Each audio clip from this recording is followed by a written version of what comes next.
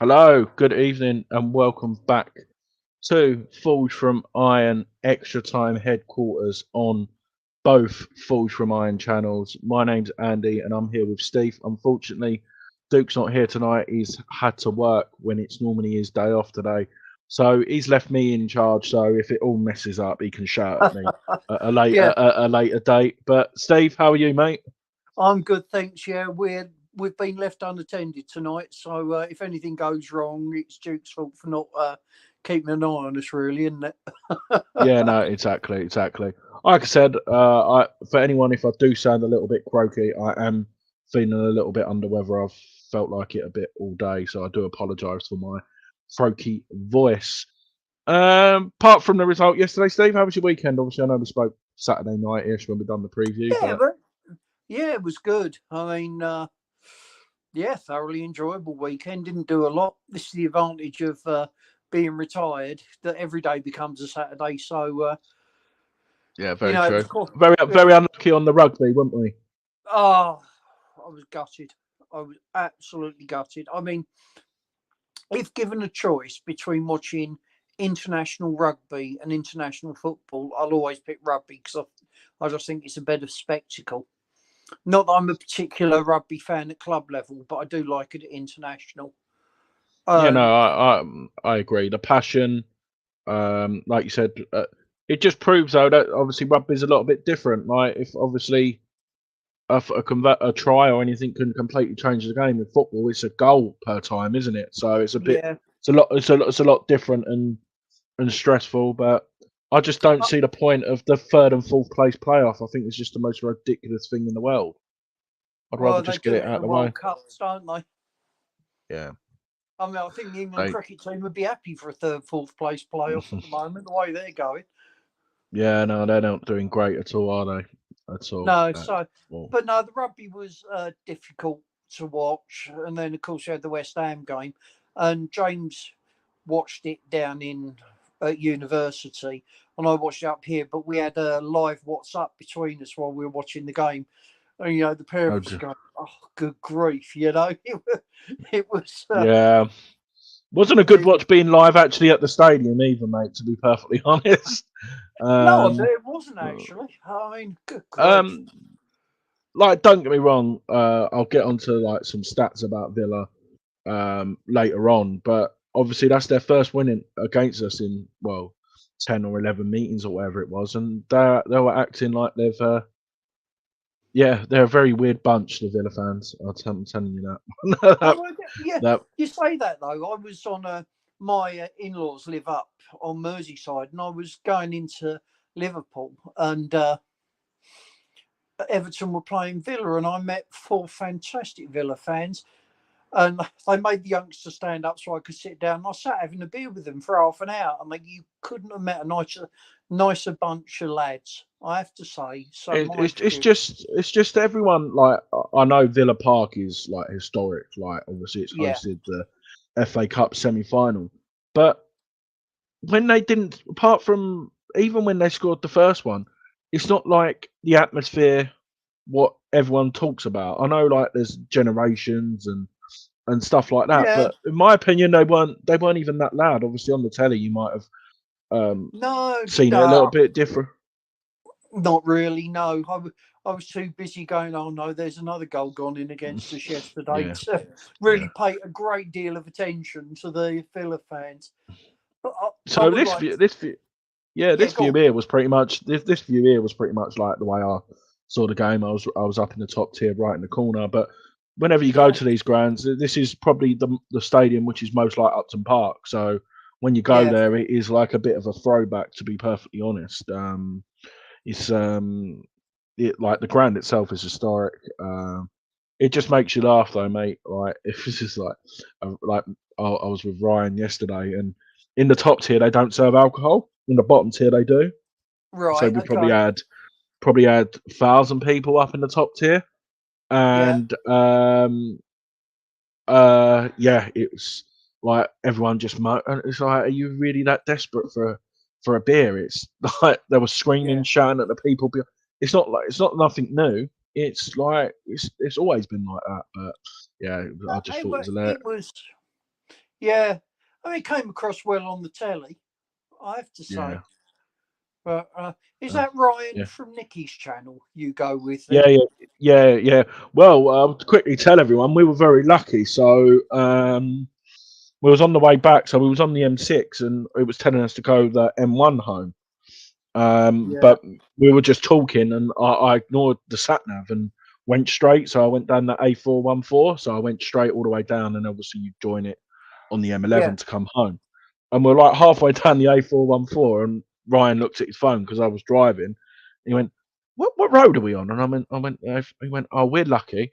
There's a big serious crash at Luton on the M1. So many people I know didn't get in till about 1 or 2 o'clock this morning. Oh I no. was home by like 20 past 10. So when you think of Yeah. it like that as well, I had a very lucky escape.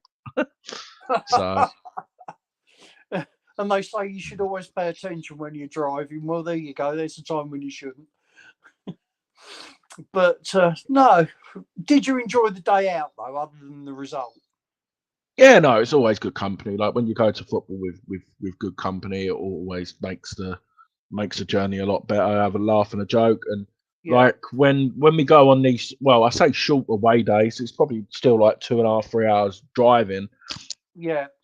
We don't stop off. Like we just don't see the point. Like obviously, when you go a No. little bit further, like when we went to Anfield at the start of the season, I did, and when we went Brighton, I didn't stop. But I just think it's just so much better because probably if I did stop, I probably would have went the other way or something like that. So, but no, Yeah.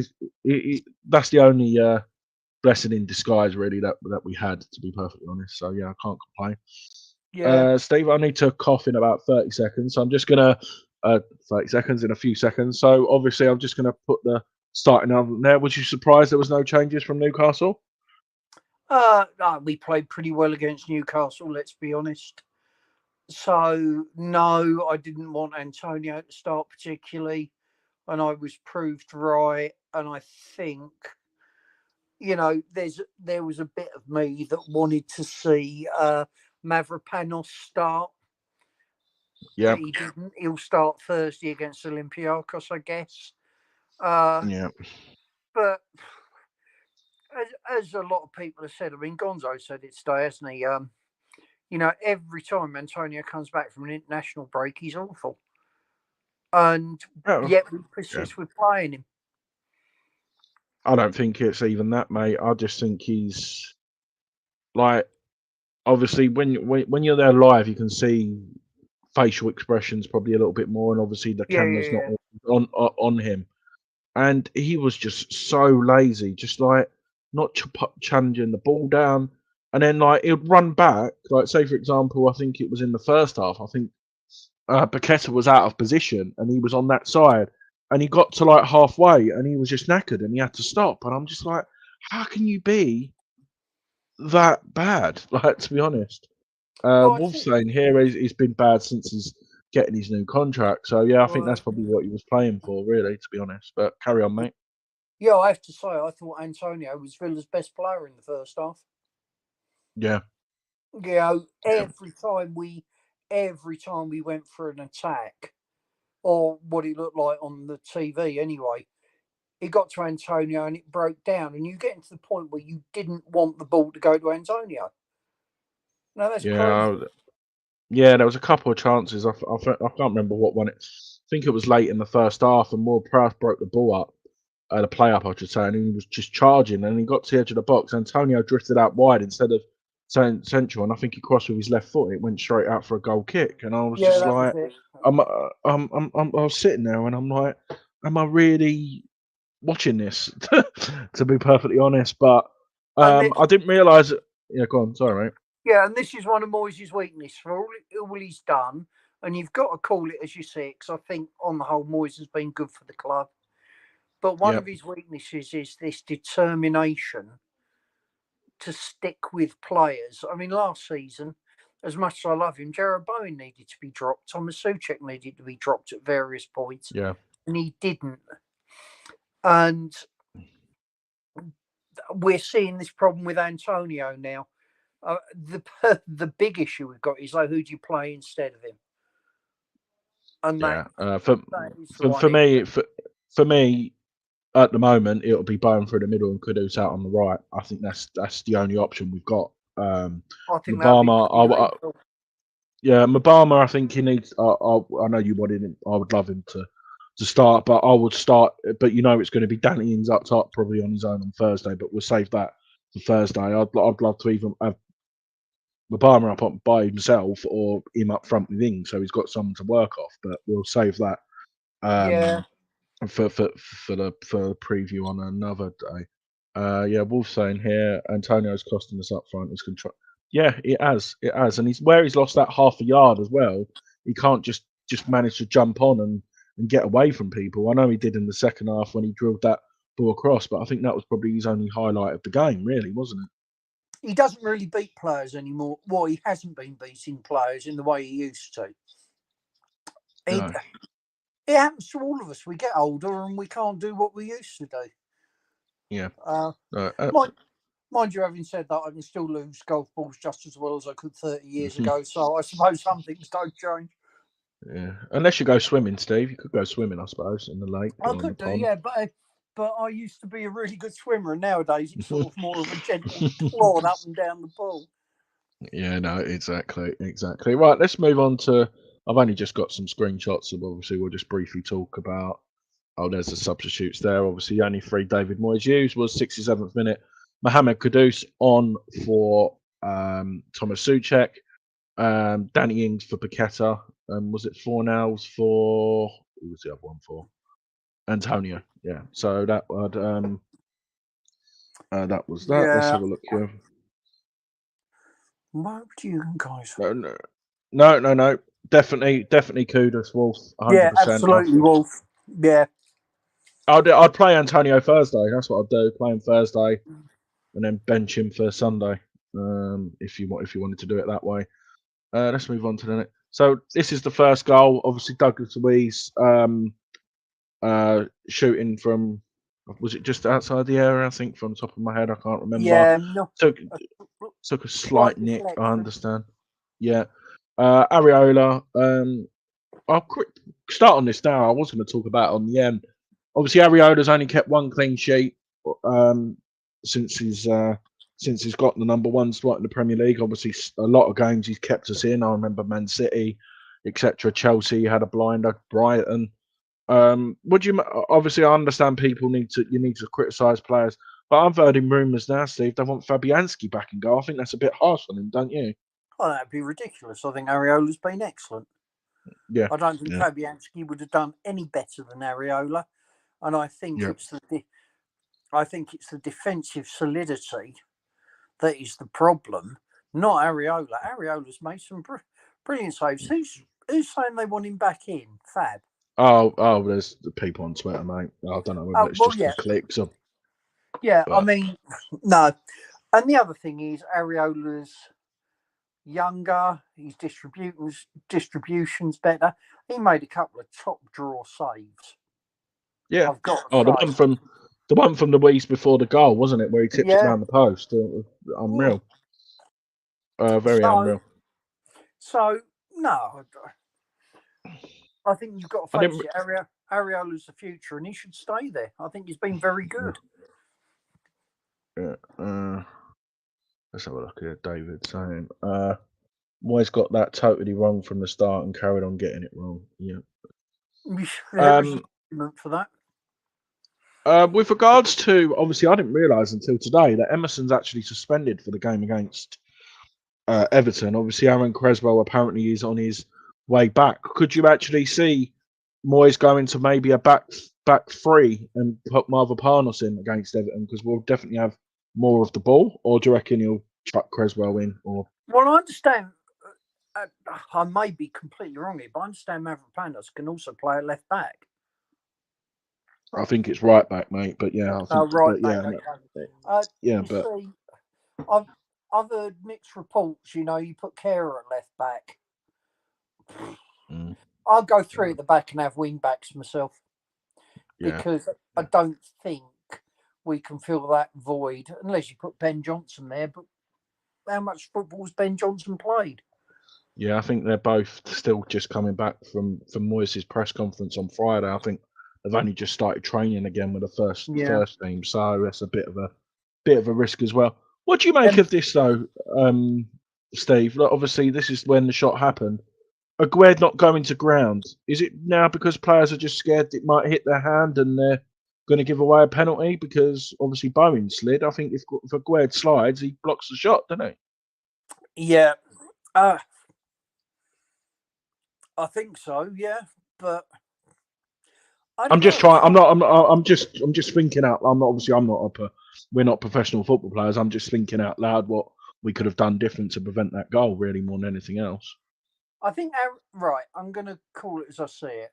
I don't blame Ariola particularly, but I also think he could have stopped it, if that Yeah. makes any sense. Mhm. A Gerd had a funny game as usual. Yeah. I think the Gerd could have done better there. I think you see Bowen giving it everything he's got. Yeah. So I was disappointed in that goal. Yeah. The others not so much, but that one I wasn't that impressed with, to be honest. Yeah. So what Um, can you do? we'll move on to the next incident. Obviously, we finished 1-0 at half time. Second Yeah, half, you thought that David Moyes would have gave him a kick up the back, maybe potentially bring Mikel Antonio off. Obviously, we mentioned earlier in the stream that he didn't make any substitutions, and then we give away a gave away a penalty. Buqueta being very stupid, passing the ball backwards. Maybe should have tried and knocked the ball out of play. And Alvarez fouled Concert, and then Douglas Luiz gets the penalty. Obviously, I'm not going to lie. I've not even watched the highlights back. I was a bit annoyed last night the yeah. way Well, the way that's the way understandable. I the, haven't watched the highlights way either. the way we played. But what was your thoughts on the penalty incident, mate? Well, Paqueta, for all his brilliance, does this now and again, doesn't he? Mm. And that was that for me is where the blame lies for the second goal. Mm-hmm. You know, he should have got rid. You cannot against any team, but particularly a team as good as Villa. Yeah. You just can't do that. And you know, we've made what is already a difficult game nigh on impossible with Villa at 2 up. Yeah. We had a good Yeah. go at clawing it back, but you know, no, that's on Paqueta for me. Good Mm. penalty, well taken, 2-0. And you can't say Villa didn't deserve that lead. I thought they did. Oh wow, just 5-1 to get 2 shots on target. Yeah, that's a good bet. Obviously, Bowen got a goal back. Very, very lucky. Oh, yeah. But if you don't shoot, you don't score. Obviously, he's keeps in his scoring run. We just the momentum swung, didn't it, for about 10 minutes after that goal went in. We had It was the, stat, just unfortunate. the stats were the 10 minutes after goal, we had 67% possession. We, Mm. for a short period of time, and this is why I'm not too upset, we were all over them. Mm-hmm. You know, we had corner after corner after corner.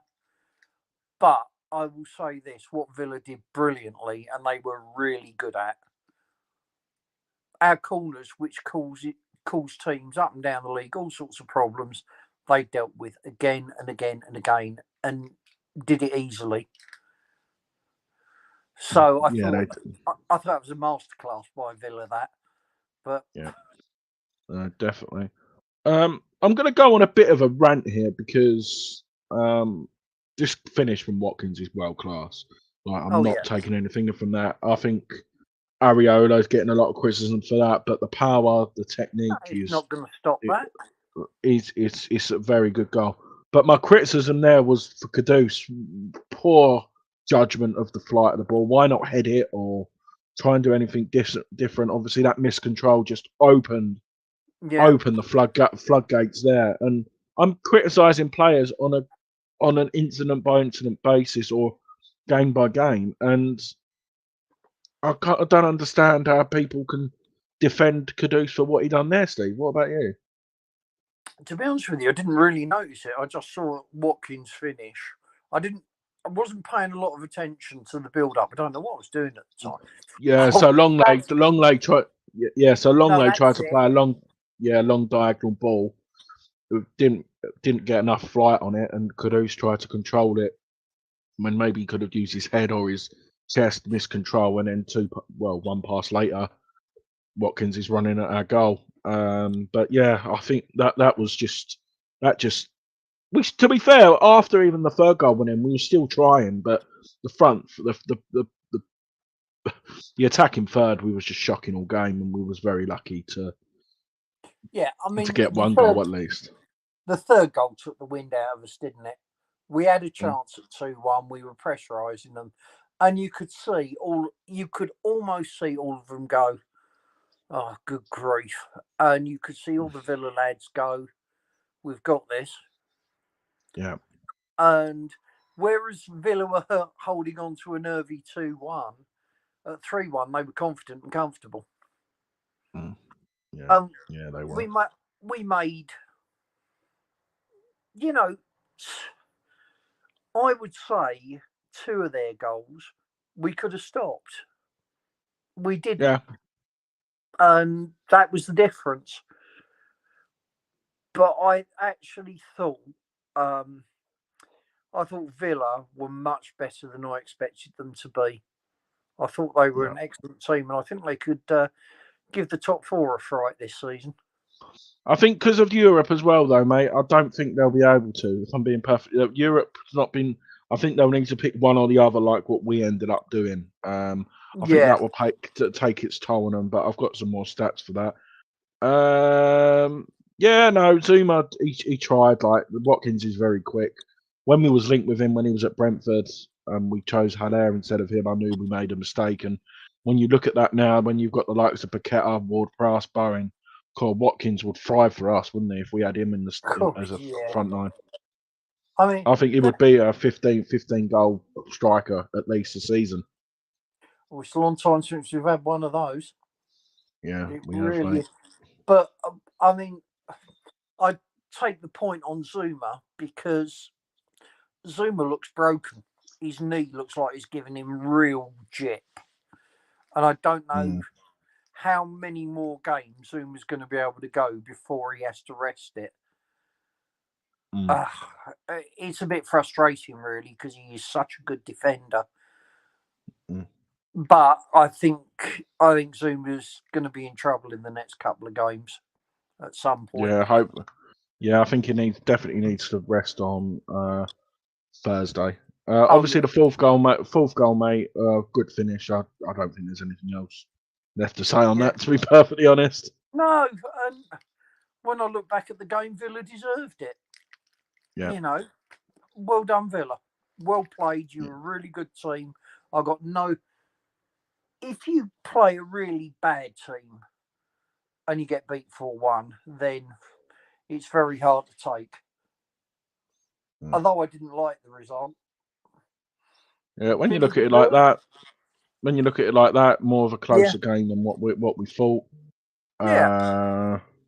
I can't remember that the person's name who started for them, but that play acting, what he done with pretending that head injury, well, that's what it looked like when we was in the crowd. That was embarrassing. It looked like from the crowd. Obviously, I haven't heard it back, but yeah.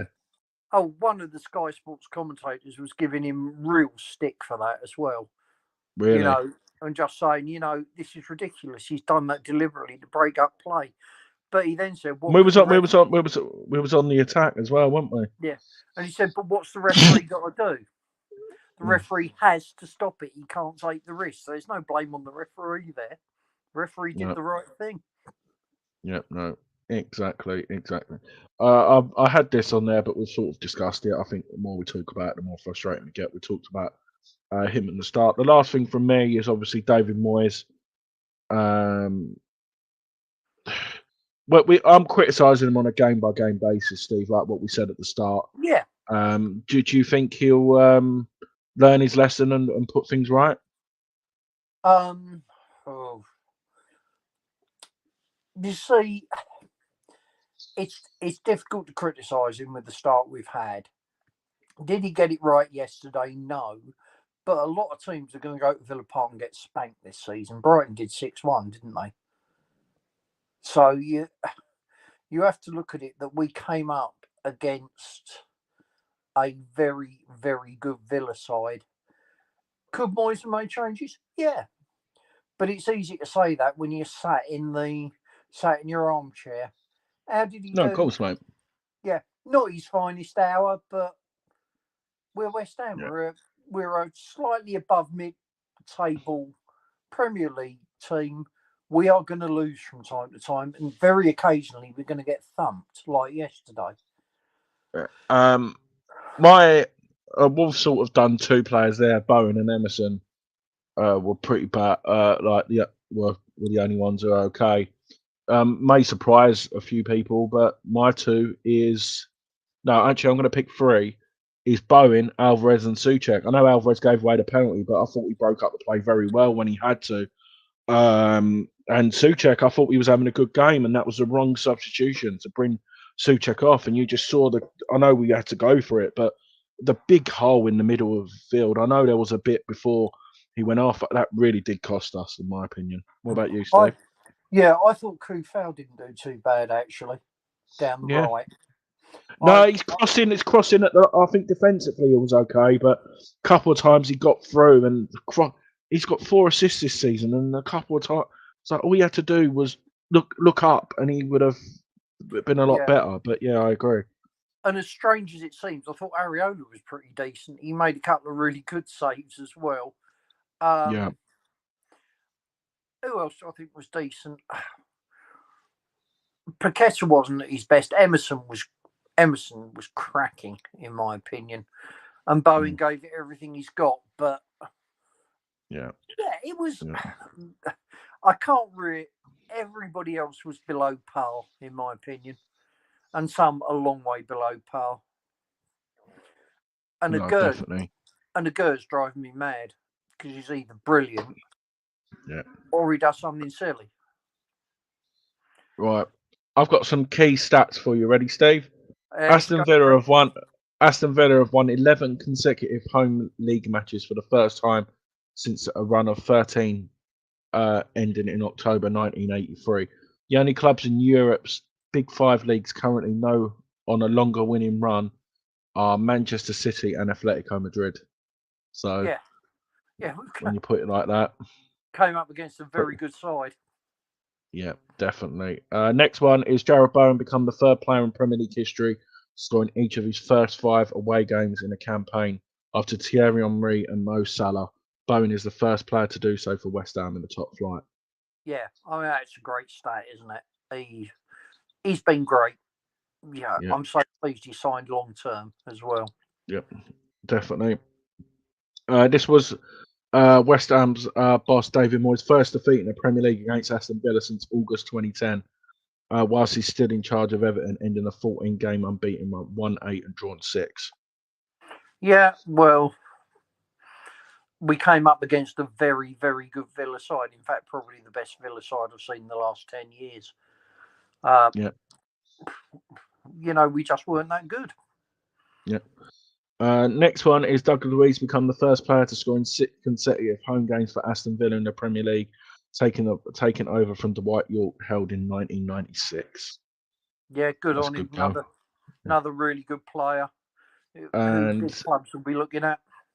Yeah, no, definitely. And the last one is West Ham have named the starting 11 in 5th consecutive Premier League match for the first time since 6-game run from December 1993 to January 1994 under Billy Bonds. That's interesting. Yeah. I mean, again, we shouldn't have done, but we have. What can you do?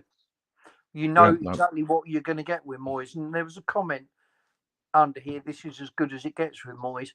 I tend to agree, actually. He's done a great job for us, and I don't want him to go anywhere, but I don't think he can take us further than this. Mind you, he's proved me wrong so many times. Yeah, no, exactly. I do apologise for everyone as well for not doing the breakfast show this morning. As you can probably see, I am been muting myself as much as I can. I'm feeling a little bit under weather, so I do apologise. Hopefully, if I'm feeling better, I'll be doing one on Wednesday. If you haven't already, please like and subscribe on the streams on both channels. It really does help us. Steve, do you want to add anything else, mate? No, but well, all I'm going to say is, well played, Villa. We were beaten by a better side, and I'm not going to let it worry me too much because we'll lose games, we'll win games, and yes, the better team won. That's all you can say. Yeah, no, exactly. Thanks for everyone tuning in and the comments. It really does go a long way. Obviously, we'll be back probably maybe Wednesday, or the video may come out Thursday morning for our preview for the Olympiacos and our reaction. Happy Monday to everyone.